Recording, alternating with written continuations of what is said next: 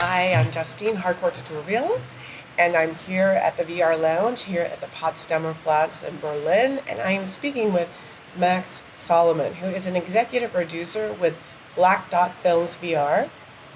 And welcome. Thanks. Hi. I'm thrilled to have you here because you do a lot of work for National Geographic. That's right. In fact, I think you've done not just a few. We've done over 40 VR films with them. I think in total our films have been seen by close to 250 million people. It's sort of an incredible reach. And it has sort of, it goes back to the origins of that moment in time when we started working with them. But yeah, I'm incredibly privileged to work with a brand like that. So what happened? Did Nat Geo just call you up one day and say, hey, how about making some VR? Or how did this transpire? All of us at Black Dot are originally from National Geographic. It's sort of a crucible for a lot of us. I was part of a team that ran National Geographic's flagship documentary series, which was we did about 21 hours of documentary a year about anything that would fit under the National Geographic brand inside that yellow rectangle. So anything from going to Guantanamo Bay to the prisons there, to archaeological discoveries, to anything that you can really imagine. And it's incredibly privileged access that you get to have to some of the best stories in the world. And with that brand attached.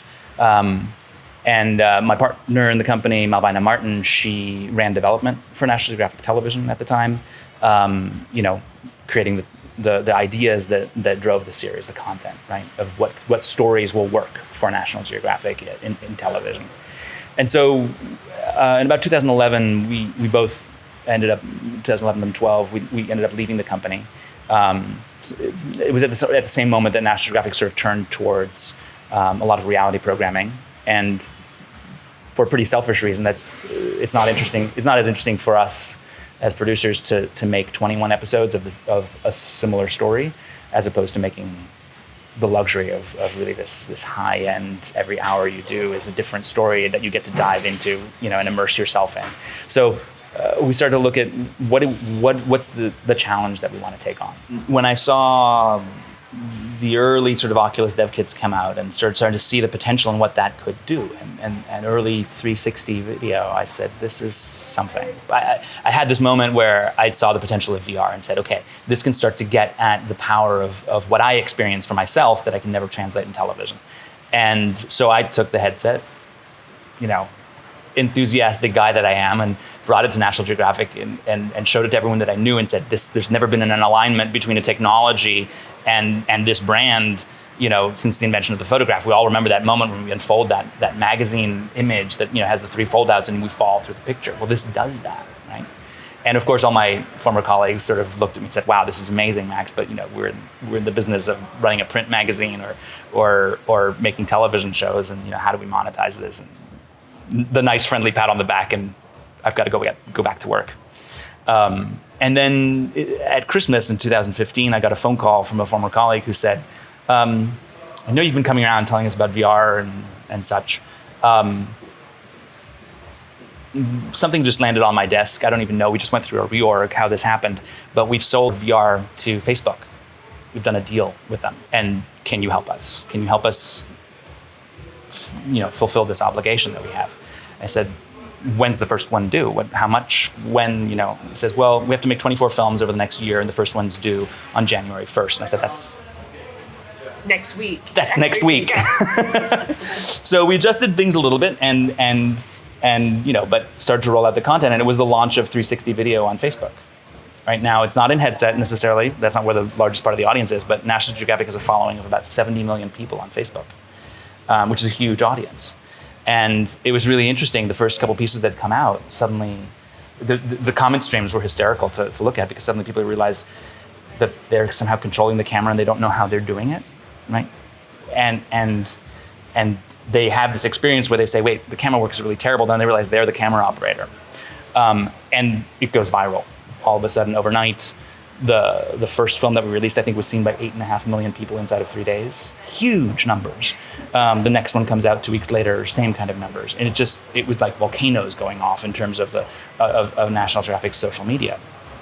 And so suddenly a lot more eyes were on what we were doing. one of the things that we had to fill this pipeline inside the National Geographic IP of that kind of brand, of that kind of quality of image, that kind of quality of storytelling. It's, I think, one of the things that's distinguished our work as opposed to others is the quality of the image. It has to ultimately, I think, whenever you work with a brand, you have to fulfill the promise of that brand. And we all have a very strong sense of what National Geographic's promise to us is, right? It's storytelling, it's high quality image, and those are things that are actually really hard in 360 video, right? Stories with a beginning, middle, and an end that matter, right? It's not just enough that you can turn around inside the image. It has to be more than that to fulfill the promise. The other really important thing I think that is important to realize about cinematic VR is that it's not the same as film. It's a distinctly different medium for which the rules and the grammar, if you will, don't yet exist. If you think about the early days of cinema, right? It took about 15 years from the invention of the movie camera and moving picture to getting to the grammar of it, right? The first thing that somebody showed actually on a moving camera was railroad track. They put the camera on the front of a train and filmed railroad track, and people thought that they were on a train. They actually built a theater that looked like a boxcar of a train, and they rode the train. I mean, this sounds really familiar when you think about early VR here. A lot of these experiences are like roller coasters. That's train track, right? But it's not a story. It's not cinema. And you think about those early days of cinema and what it took to get to Sergei Eisenstein, who sort of invents montage and editing, to get to Buster Keaton, who figures out how to tell a joke, to the grammar of what a close-up is, right? A lot of early cinema, everything is the same size. They shot it like theater, sort of everybody had to fit on the stage in a certain way. All of these inventions that we came along in the grammar of cinema to get to eventually Lawrence of Arabia and Star Wars and these things that we think of as cinema today. But that's 100 years of narrative innovation, right? And understanding the rhythm and pulse of that medium. When you talk to a documentary filmmaker, any filmmaker, right? Their main tool, one of the main tools, is editing. It's the rhythm. It creates drama. It creates performance. In VR, that editing is left to the audience, right? So that means that it's sort of like telling a story with one or two hands tied behind your back. One of the big revelatory moments for us came out of the partnership with Facebook. Facebook is actually a big data company. They're not a content company. They're a data company. They collect information. And in our case, they were recording 30 times a second where everyone that was watching our 360-degree spherical films, where they were looking. And so, and turning that into heat maps. So when people are looking all over the place and there's no buildup happening as to where they're concentrating, it's all sort of green dots all over the place. But then suddenly you see concentrations happen where they turn red. They sort of heat up. And then you can sort of reverse engineer and say, well, why are people looking over there? And what is it that's making them focus here? Because once you understand that, you can start to try to design that. And once you have that design, you have control over the medium, and you can actually tell a story. It's not just about the novelty of, here's an image, I can turn around in it. I can, that's a technology, that's not a story. That's not a media, that's not a form. So one of the things that we started to pull out of this data was where people are looking. And if you think about that, that's actually editing, right? In a film, the editor is telling you where to look. You're looking at the close-up of person A, the close-up of person B, the two-shot, the hands, the reaction shot, all of that grammar. That's where you should look. In VR, all of that is left over to the audience, which is terrifying for the filmmaker because you've just lost control. But we figured out, looking at this data, to regain that control. And some of that is tied to the fact that we're human and fundamental things about hardwired things in our brain. We're social creatures, as I'm sitting here with you, right? There's a sort of a social contract of behavior, of what's polite and such, and so we're looking at each other in the face. We're making eye contact. If I break that eye contact and I suddenly look behind you, you're gonna say, well, what's distracting Max? And you'll turn around and look over there. So I can literally make you look somewhere. There are other things that are more subtle than that have to do with things that are more reptilian in our brain. Something like the movement of the camera can literally force you to look at a certain place in the 360 degrees. If the camera's moving in one direction, You're human. You don't want to fall. You like to look where you're going.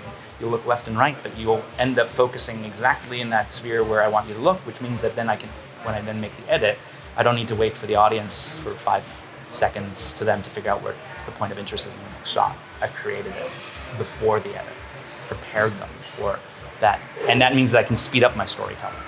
I don't have to wait constantly for people to figure out where they should be looking, where the subject is. So one of the key things as well is that power of the eye contact. Eye contact in VR functions totally differently than it does in cinema, right? When I do an interview for television, right, I put myself as a producer or director right next to the camera, and I make eye contact with the person and make sure that they're looking at me, and that's a magical moment between me and them that doesn't translate to the camera, right? I get to look that person in the eye. In VR, it's important to be seen, because the audience is we always say the audience is a character, but they're more than that.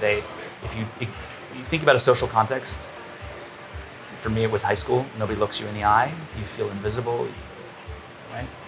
I'm exaggerating. I wasn't really that kid in high school, but we were all that kid. We were all that kid. We all felt like we were that kid in high school. All that kid. But it's true in VR. If you watch a VR film and nobody's looking you in the eye, it's strange. When you look down, you don't have a body, right? So you're sort of this phantom, this ghost effect. The eye contact makes something more real. One of the ones that really stands out is this one that we did with orangutans.